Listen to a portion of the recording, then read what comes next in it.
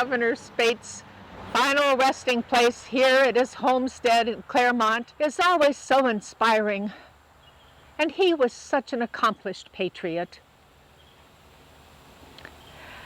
I have a meeting with the First Lady when I return to Washington, D.C. next week, and I'm wondering how best to appeal to her and to President Eisenhower to honor our grand United States Constitution and the patriots who drafted it.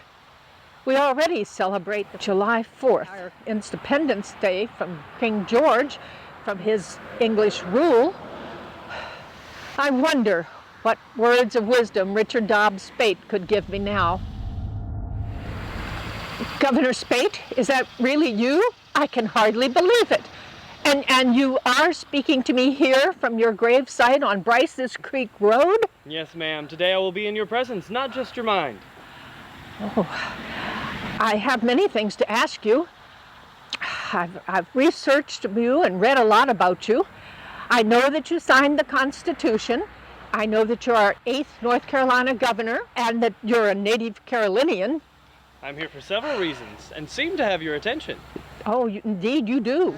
I'm flattered by your respectful remembrance of my legacy and the sacrifices of my fellow patriots. Repairs to the gate are far overdue and they look splendid. Governor Spaight, why are you here speaking to me today? I'm here to inspire you to teach our American citizens and each future American the history of our great nation. They need to understand the sacrifices that my fellow patriots and I made to ensure the freedoms that they enjoy today in 1955. Yes, Governor, indeed. But, my lady, there's a greater truth. May I? Oh, of course.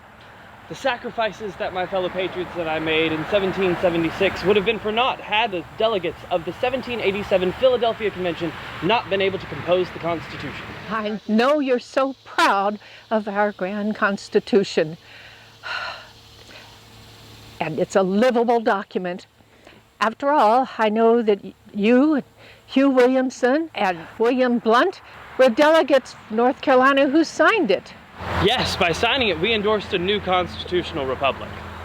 We gave structure to the nation's government. The executive branch, which is the president.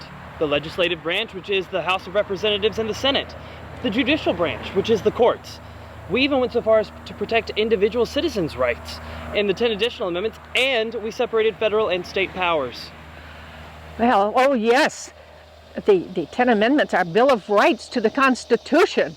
I know you particularly wanted that. The Bill of Rights identifies the rights of the people, such as the right to speak. And additionally, another is the right to practice your religion that you choose.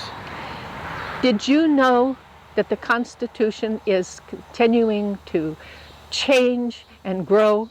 Oh, yes, ma'am. Even at 29, I knew that there would be amendments. The Bill of Rights wasn't added until 1791. And in 2018, it will be the 150th anniversary of the 14th Amendment, which defines what it means to be an American citizen. 2018. I'm so pleased to know that future Americans will commemorate and honor our Constitution and its amendments. Governor, can you help me with my dilemma next week?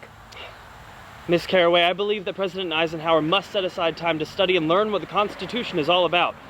Its structures are the basis for our government and law. I believe that American citizens should become scholars of the Constitution to learn what it does and how it works for our country. Oh, I agree. You are such a hero, both to the country and to North Carolina.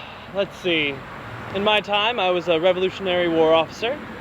I was a native governor for North Carolina. I represented Craven County and the state legislature, and I was a champion for public education. And didn't you also send experimental pea seeds to George Washington? Yes, indeed. But on September 17th, 1787, when I penned the U.S. Constitution, that was my crowning achievement. And we were so pleased that you came back to North Carolina to speak for its ratification. Madam, you are also an advocate for North Carolina and American history. You and I are of the same goal. You will surely succeed next week when you go to Washington to establish a full week to study the Constitution. Ah, a whole week to commemorate and study the Constitution. We could celebrate the Constitution Day on September 17th, and then the 17th to the 23rd, we could have Constitution Week. We could have a public celebration on Constitution Day with the ringing of bells, and then we could go into the schools and teach about the Constitution. We could distribute Constitution kits. We could make a display on the Constitution in Newburgh. We could talk on the radio and television. Oh, the possibilities are endless. Ms. Caraway, I wish you good afternoon and good luck to you and yours in Washington. Oh, I'm so glad that I came to the Richard Dobbs Spaight homestead today. It always inspires me, and today it rouses my passion for preserving and teaching history.